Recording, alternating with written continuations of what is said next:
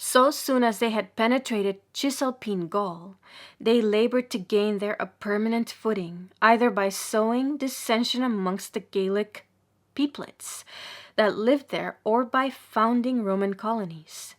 In the year 283 BC, several Roman families arrived, with colors flying, and under the guidance of three triumvirs or commissioners, on a territory to the northeast on the borders of the Adriatic. The triumvirs had a round hole dug, and there deposited some fruits and a handful of earth brought from Roman soil. Then yoking to a plow, having a copper share, a white bull and a white heifer, they marked out by a furrow a large enclosure. The rest followed, flinging within the line the ridges thrown up by the plow. When the line was finished, the bull and the heifer were sacrificed with due pomp. It was a Roman colony come to settle at Senna, on the very site of the chief town of those Senonic Gauls who had been conquered and driven out. 15 years afterwards, another Roman colony was founded at Rimini, on the frontier of the Boian Gauls. 50 years later, still 2 others, on the 2 banks of the Po, Cremona and Plaisance. Rome had then, in the midst of her enemies, garrisons, magazines of arms and provisions, and means of supervision and communication. Thence proceeded at one time troops, at another intrigues to carry dismay or disunion amongst the Gauls. Toward the close of the 3rd century before our era, the triumph of Rome in Cisalpine Gaul seemed nigh to accomplishment, when news arrived that the Romans' most formidable enemy, Hannibal, mediating a passage from Africa into Italy by Spain and Gaul, was already at work by his emissaries to ensure for his enterprise the concurrence of the Transalpine and Cisalpine Gauls. The Senate ordered the envoys they had just then at Carthage to traverse Gaul on returning and seek out allies there against Hannibal.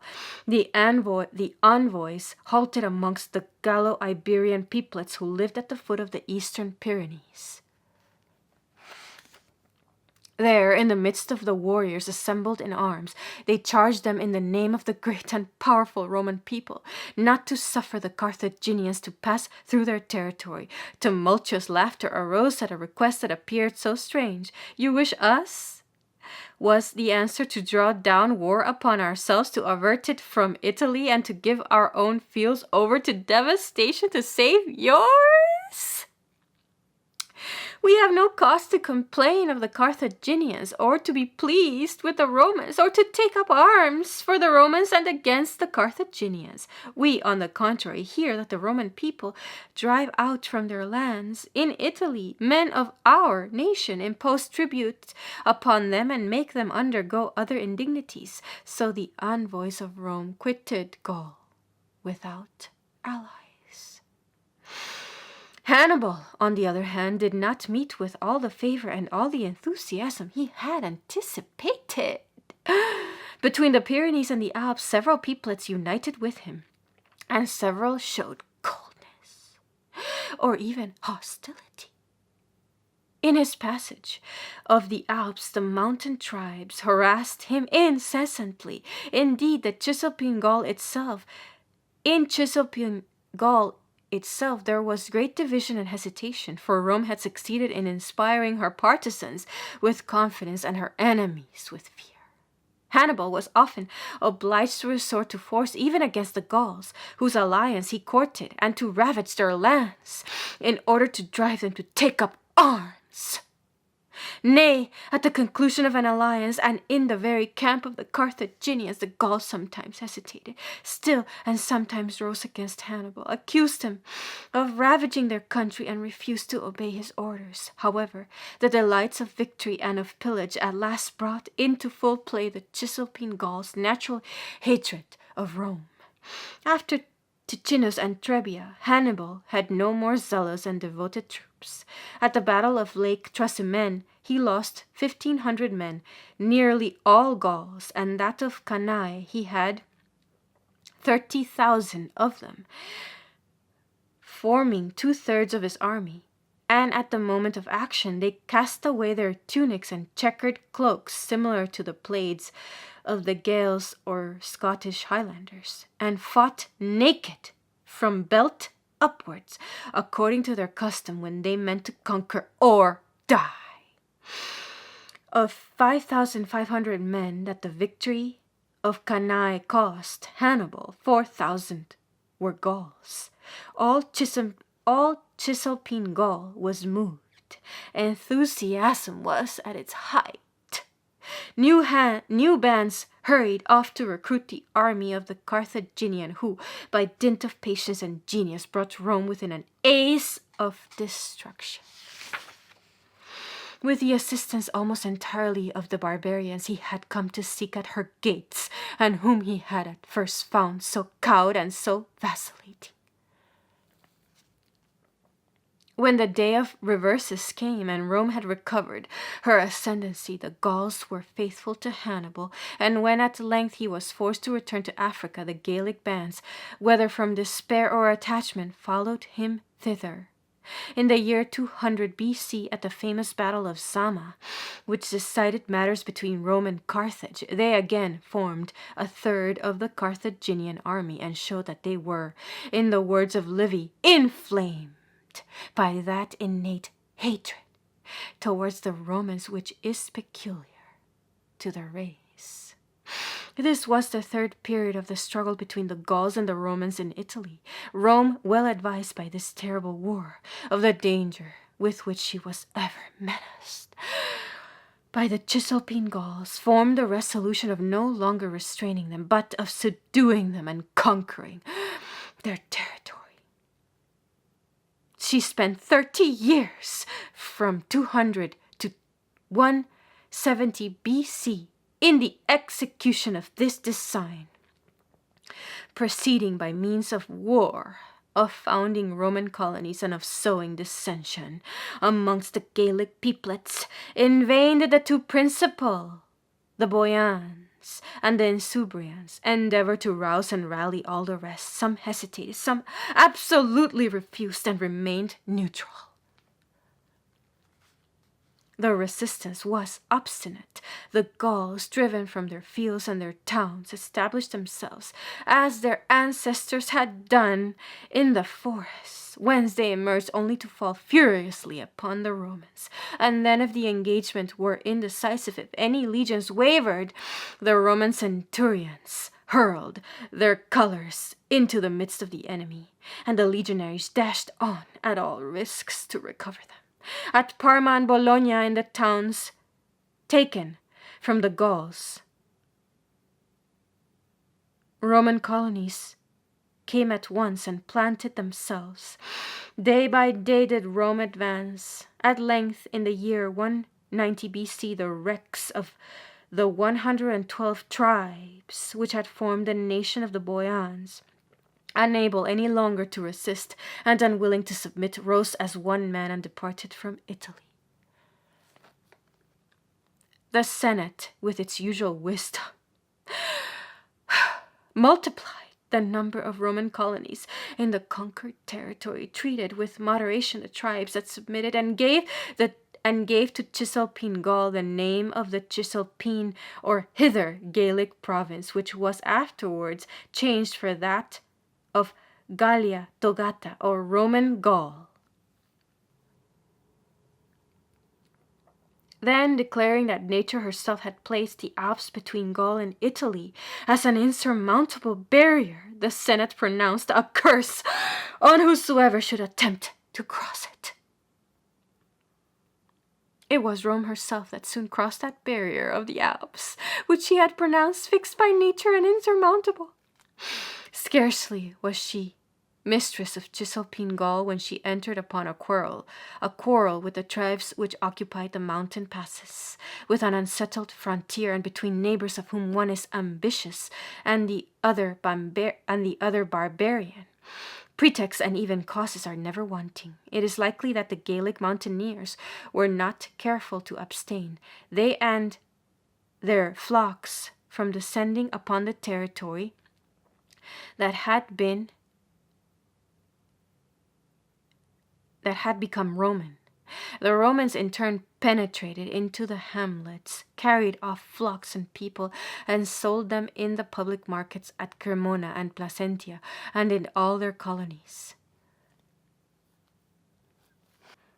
The Gauls of the Alps demanded succor of the Transalpine Gauls, applying to a powerful chieftain named Cincibil, whose influence extended throughout the mountains.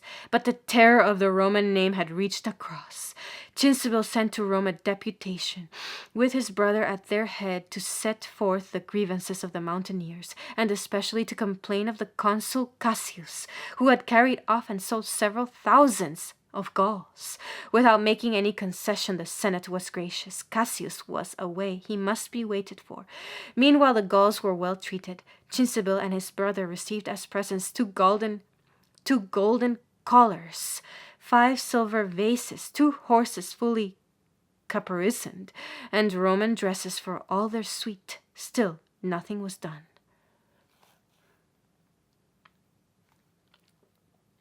Another, a greater and more decisive opportunity offered itself. Marseille was an ally of the Romans, as a rival of Carthage, and with the Gauls forever at her gates, she had need of Rome by sea and land. She pretended also to the most eminent and intimate friendship with Rome.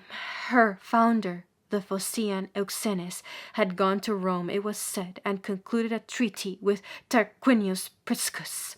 She had gone into mourning when Rome was burnt by the Gauls. She had ordered a public levy to aid towards the ransom of the capital. Rome did not dispute these claims to remembrance. The friendship of Marseille was of great use to her. In the whole course of her struggle with Carthage, and but lately at the passage of Hannibal through Gaul, Rome had met with the best of treatment there. She granted the Marsilians a place amongst her senators at the festivals of the Republic, and exemption from all duty in her ports. Towards the middle of the 2nd century BC, Marseille was at war with certain Gaelic tribes, her neighbors, whose territory she coveted. 2 of her colonies, Nice and Antibes, were threatened. She called on Rome for help.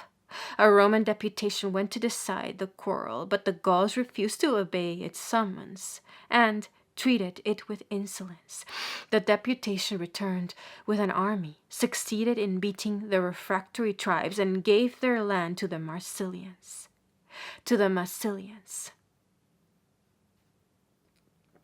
The same thing occurred repeatedly with the same result. Within the space of 30 years, nearly all the tribes between the Rhone and the Var, in the country which was afterwards Provence, were subdued and driven back amongst the mountains, with notice not to approach within a mile of the coast in general, and a mile and a half of the places of disembarkation. But the Romans did not stop there. They did not mean to conquer for Marseille alone.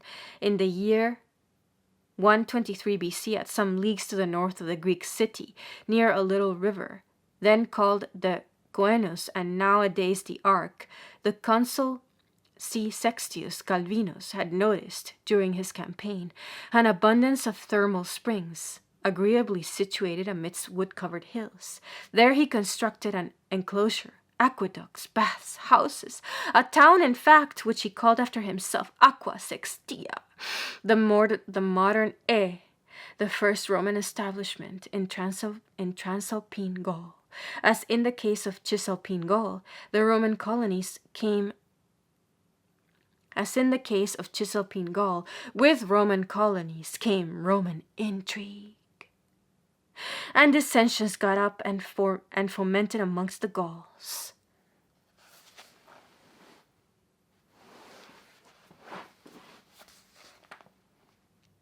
And her reign, Marseille, was a powerful seconder, for she kept up communications with all the neighboring tribes and fanned the spirit of faction.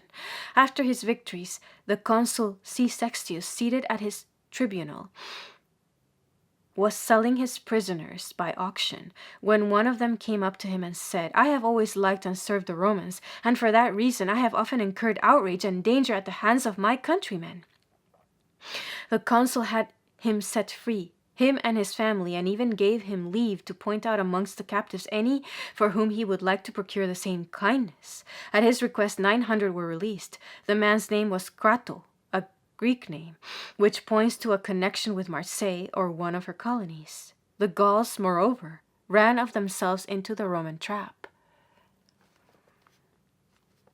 Two of their confederations, the Edouans, of whom mention has already been made, and the Allobrogians, who were settled between the Alps and the Isère and the Rhone, were at war. A third confederation, the most powerful in Gaul at this time, the Arvernians, who were rivals of the Edouans, gave their countenance to the Allobrogians. The Edouans, with whom the Massilians had commercial dealings, solicited through these latter the assistance of Rome. A treaty was easily concluded. The Edouans obtained from the Romans the title of friends and allies, and the Romans conceived from the Edouans that of brothers, which amongst the Gauls implied a sacred tie. The consul Domitius forthwith commanded the Allobrogians to respect the territory of the allies of Rome. The Allobrogians rose up in arms and claimed the aid of the Arvernians. But even amongst them, in the very heart of Gaul, Rome was much dreaded. She was not to be encountered without hesitation. So Bituitus, king of the Arvernians, was for trying accommodation. He was a powerful and wealthy chieftain. His father, Luern, used to give amongst the mountains magnificent entertainments. He had a space of 12 square furlongs enclosed, and dispensed wine, mead, and beer from cisterns made within the enclosure, and all the Arvernians crowded to his feasts. Bituitus displayed before the Romans his barbaric splendor. A numerous escort, superbly clad, surrounded his ambassador. In attendance were packs of enormous hounds, and in front went a bard or poet who sang with rote or harp in hand. The glory of Bituitus and of the Arvernian people. Disdainfully the consul received and sent back the embassy. War broke out. The Allobrogians, with the usual confidence and hastiness of all barbarians, attacked alone without waiting for the Arvernians, and were beaten at the confluence of the Rhone and the Sorgue, a little above Avignon. The next year, 121 BC, the Arvernians in their turn descended from the mountains and crossed the Rhone with all their tribes, diversely armed and clad, and ranged each about its own chieftain. In his barbaric vanity, Bituitus marched to war with the same pomp that he had in vain displayed to obtain peace. He sat upon a car glittering with silver. He wore a plaid of striking colors, and he brought in his train a pack of war hounds. At the sight of the Roman legions, few in number, iron-clad, in serried ranks that took up little space, he contemptuously cried, "There is not a meal for my hounds."